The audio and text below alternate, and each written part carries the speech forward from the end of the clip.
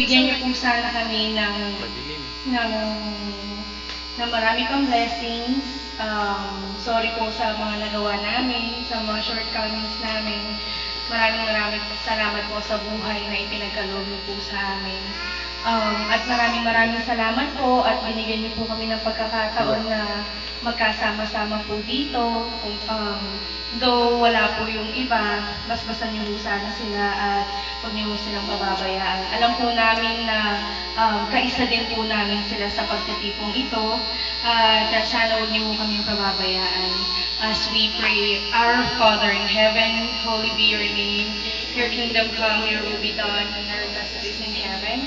Give us this day our daily bread and forgive us our sins, as we forgive those who sin against us. Do not bring us to test, but deliver us from evil. Amen.